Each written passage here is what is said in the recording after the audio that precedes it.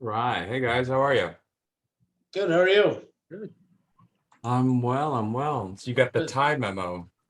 Yeah, I wish I'd missed it actually. Got a board meeting I'm going to this afternoon, and I'm not used to wearing these damn things anymore.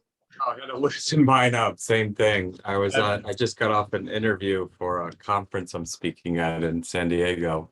So I got dressed up. So gotcha, let's gotcha. see. On your last email. So one tax, okay. Yeah, One audit, okay. yeah. So One or two timeline. actually. I got clarification there. We may we may be looking a little bit more on for two audit people, and specifically. I think we were looking in the, let's see, you had quoted that you kind of had some ranges of experience from 1 to 2, or 1 to 2, 3 to 5, and 5 and more than 5, right? Correct. Right. So we're probably looking at the 3 to 5 range for all of these folks. Ben, correct me if I'm wrong, if I'm misrepresenting that. Agreed. Okay. Um, so in that kind of range, at least to start with. Okay. Yeah. So I guess let's start. One of the big things we wanted to talk about was, what is your experience, or what do you know about this requirement for the authorization, the IRS authorization process to Sure. allow a foreign person to be involved in the prep? Yep. What how much do you know about that process? Yeah, what we've done is internally, did I send this to you guys? Does this document look familiar? I don't think I sent it to you. Well, I'm gonna send, this is something we came up with internally. Okay. And we you have to think of it like this. We're an American-based company and no files get sent overseas because why? You guys are setting up remote access, so there's Yep. no back and forth. Okay. Yep. So in that instance, your accounting, bookkeeping, payroll, admin, we fall under whatever you're doing right now as far as disclosing. Okay. However, once you leave the country and the sensitivity of the social, so this is just for 1040 tax returns, doesn't even affect small business returns. So this will give you some guidance here and of what we've come up with. Again, this isn't reviewed by a lawyer or anything. You could have a lawyer review this, but we Okay. want to at least help out the Yep. firms that we work with. Okay. Yep. So this is a starting point. And again, it's only for 1040 returns. Okay. Gotcha. Um, and So then go ahead. I guess one of the questions we had this, and because this is so new to us, we're not sure what the answer is here, but so when there's that requirement to gain authorization for, I don't know exactly how it's worded, but that authorization. So what we had envisioned is that the folks that we end up hiring would have access to we have a web-based document management system, right? Okay. So we would envision that those people would have, or at least I had originally envisioned that those people would have, that are integrity folks would have access to that document management system, just like we do, just like Ben Right. and I do. So Right. therefore they'd have access to, we actually have our supporting work papers for the tax returns stored in that document management system. Okay. They would also have access to get into, we use PFX, by the way, they'd be able to get into PFX just like we do, meaning they could basically open any return like we do. Now, they wouldn't necessarily be assigned to do, we would have a mechanism to assign those returns that we had authority to have it prepared by somebody, a foreign person, Right. and a different pool for those that did not provide that authority. So they Right. could pull from that pool. They can pull Right. from this pool. But yet they would still, in theory, be able to see all the work papers and the tax returns for those people for all of our returns. Is that a problem? Are you aware? Is that a problem? See, it's just for the return itself. So within the software, there's all the top softwares have some type of masking feature. So most likely you turn on the masking feature. for the preparation, but the disclosure is specifically for the preparation of the return. Okay. So it can't include the documents, because if you think about it, company A sends a document over with the whole social X'd out. And company B sends it with the whole social right there. Company C sends it with the last four. Company D sends it with the first three. You know what I mean? Right. So that's not regulated, but if they're preparing the actual return in your software for the client for the 1040, mask the social, and then it has to be signed off on the disclosure. Yes. So it's not for all the, because I do get asked that, but and we looked into it, and you can't regulate every single company and how they send that out. So you can for the preparation of the actual return is all. Okay. Right. So if Jane Doe and Joe Smith, Jane Doe provides authorization, Joe Smith doesn't, as long as our integrity folks aren't involved in preparing Joe Smith's return, even if they could see the back, even if they could open up the work papers Right. that were used They by could not somebody prepare the locally return. to prepare the return, as long as they're not preparing the return, we're okay. Yes, exactly. They were not authorized to prepare the return. Exactly. Okay. Yeah. Okay. Yeah, we And didn't. then even when think that through as whether I didn't even think about that being a potential issue until very recently, and I know we got to vet that out. Yeah. So for example, too, when my clients think that when they have to do this disclosure part, that they're going to lose half their clientele base. And it's never the case. No. What happens is you're going to get some no's. You're going to get, but it's more questions. It's more like it's more of an indifference. So if you send out 100 returns, right? My clients think we're getting 95 no's right off the bat, and it's never the case. You'll get 10 no's, but you also get questions. And so this is where I explain to the client, you guys, that this is where you explain what's going on, the rationale, the value of what you're doing. You can't find anybody. You've been looking. We're doing our due diligence with this company. We've hired a dedicated staff that will be preparing it. But other than that, you won't be interacting. You'll be interacting with me or whoever they're assigned to locally. So nothing's really going to change, because you're still going to meet with your local associate. Just the actual preparation is done because we can't find anybody here to do it. Right. When clients hear that, then they're like, okay. You know what I mean? So it's questions first, then you explain it, and then they'll lean towards a yes. And you'll get no's, but you're not going to get 100 no's for every 100 letters you send out. And that's always like the stigma and the myth about it. And that's not the case. And that's we did a little due diligence ourselves, and that was the same, that we got the same comment from another CPA firm that is using, and they're not using you, but they're using offshore resources, and they said, yeah, there's some pushback, but less than they thought. And for the most part, your clients are just going to sign what you tell them to sign. And most of them, you get the ones that will say no. They read line by line, and it's like, do you really want these clients anyways? Yeah. Right. So I'm glad. Yeah. So that just confirmed what we've seen too. Okay. Gotcha. Next question. So on that, as part of that discussion, like you said, we've done due diligence with this company. You guys, we would have done due diligence in integrity. I'd like to be able to say, so you meant, we'd asked this question last time we talked, that you guys do a background check on any of these folks that you've hired. Yeah. Is it unreasonable, or can we get a copy of what, if we hire a due diligence somebody, could we get a copy so our HR person at least has a copy of that background check results? Is that possible? I have to find out. Okay. I don't know. I do not know the answer. If I had to give you an answer now, I think it's a no. Okay. But I do think they can provide you with something confirming it, but not the actual background check. That's fair enough. Employment laws. But let me square that away, and I'll get back to you on that. I'd like to be able. I think that'll be an easier. That'll be something I can help sell our partner group, and frankly, would help us as we're having that discussion with our clients to say, hey, this is like you just said, that whole conversation. Oh, by the way, we've done, background checks have been performed on the folks that are helping us that we've are Or dedicated remotely people. logging in. We've even seen confirmation of that or whatever that looks like. So I've that we done virtual tours with clients too, and they're blown away by watching and seeing our offices. You guys want to do a virtual tour too? So we've I done them think with clients. you at least showed us a video of what. Yeah, that was a what that recording. looked like. What I'm saying is a live. Like I'll have one of my associates out there walk around with on walk Skype around. or Zoom and show you.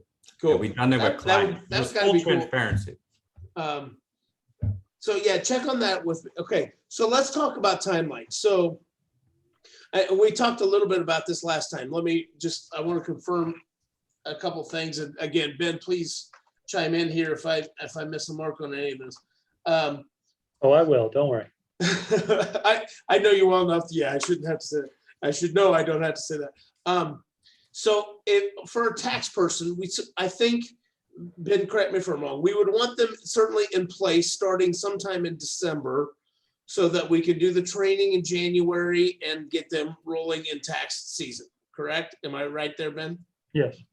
So that would mean, as I recall, Chris, if we found somebody, we could only hold on to that person before having them start full-time, actually start with us for 60 days. Is that correct? Yeah, and so I actually I'm never part of the operations meeting, but since we've grown so much and I'm getting a lot of these questions, I jumped on the meeting the other day and they are confirming for December and they will be confirming for January very shortly. So yeah, it's meaning that if you start interviewing now and you hire somebody, let's say this Monday, right?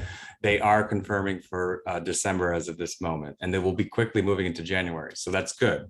So yeah, you're fine. And okay. but like February, March, right now, no next year. So they are confirming for any time this year. Understand. Okay. Yep. Yeah, because it's funny, Ben and I are both involved in our domestic recruiting efforts here, and we're buried in that for the next few weeks. But again, Ben, please tell me, what do you think your timeline? I'm thinking maybe we'd start interviewing after your 10/15 deadline. What do you think of that? Yeah. Yeah, that's fine. 10, 15. Okay. Which is a month. Yeah, and I guess if we started interviewing in October, hold on. You'll have it done within a month for sure. It could be sooner, but I know the our interview timings, right? I told you 3 to 5 weeks. That's 1 to 2 of us in the interview process, and then anywhere from 1 to 3 with working closely with them. So I know at some point on our side, it's going to grow from 1 to 2 weeks to 2 to 4, and that happens towards the end of October, November. So you'll be fine. You'll be right in the mix, and then you confirm them within the end of October, beginning of November, and then they start in December, and then they're up and running in January. So that is a fine time frame. Yeah. Okay. All right. It's the clients that start this process at the end of October is where I get worried, because then they start thinking about it in November, and then they start in December, and that's where it gets a little hairy, right? Yeah. So Understand. And Ben, remind me from our meeting yesterday, the audit folks were thinking, go ahead and start this process now, right? Yeah. okay. Okay. I would anticipate that they're probably similar timeline, quite frankly, though. Just again, from your perspective as you interviewing, you're not really going to be available until the middle of October. Yeah, So, agreed. I wanted to make sure that we weren't thinking start the audit side of it later. yeah. No, I think do all of them at the same time. Okay. All right, good. And Chris, let me ask you, I only have one more question. On the audit side of things, we have, one of the areas, a big pain point we have is on the employee benefit plan. We have a pretty substantial employee benefit plan client base practice. Yeah. And we struggle with our auditors who aren't huge fans of EBP audit work. They prefer the more standard audits of other entities, not EBPs. Right. So we sometimes have trouble getting even our own internal people to put time into EBPs. They would love to be able to not have to do EBPs. So what we have in mind is that our 2 audit people would probably be dedicated to EBP audit work. year round. Fine. You don't see that as a challenge, do you? I mean, they would be pretty focused on one area and hopefully get really good at that one area and really help us out a ton. Yeah. I had this question. I don't know if I showed this with you guys, but as of Thursday, August 26th, it's funny because 75% of our audit work involves EVP. And right now we have August 26th, we had 15 to 20 resources right now available to interview with 3 to 5 years of experience specifically for EVP. So yeah, so Awesome. that can be done whenever. Awesome. Okay. All right. I think the only other, and Ben, I did cross and do a little due diligence with Paul Breton. He's saying we're good to go. So I think if we're ready to commit, I guess I'm ready to commit. Let's commit to starting the process after your 8:15 or 10:15 deadline. yeah, I think the only other question we really had was with regards to, and we kind of touched on it last time we spoke with, if we get somebody that's full-time and we end up using them for a number of years, do they progress? What are the expectations on their end that they are going to move up levels like our staff do? I mean, I guess kind of walk us through their mindset on their end.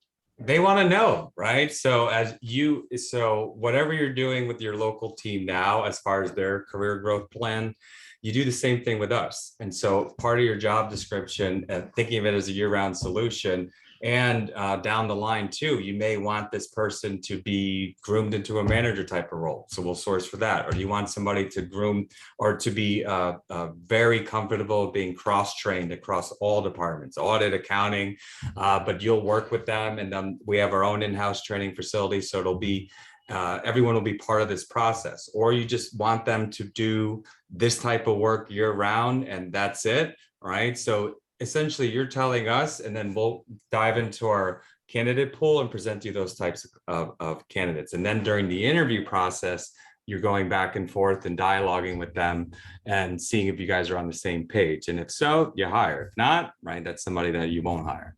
Okay. Got it. So you have a process on your end to kind of, hey, we've got some staff, in your case, Integrity, that only want to keep doing the same thing for the next 5, 10, 15 years. They have no ambition to move any higher. Right. And they may get a little pay increase or whatever each year, but as far as more responsibility, don't care, just want the basics.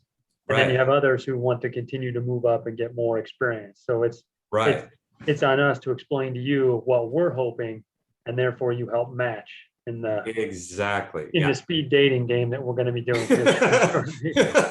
Spot on. Yeah, exactly. Right. That's it. So I mean, so we need to build our profile appropriately and send it to you, right? And then I tell clients, be specific. I mean, what's the worst case scenario? You get 3 resumes that actually match that up and you hire all 3. I mean, I've seen clients do that. They go in with 1, right? And then you get 5 resumes and they hire all 5. It's just because they were very specific in what they were seeking. And so that's what we present, because we do that on the back end. I mean, that's what you're contracting and paying us for, keeping them happy, figuring out their career path, the work culture, and just keeping things fun, keeping and retaining our talent too.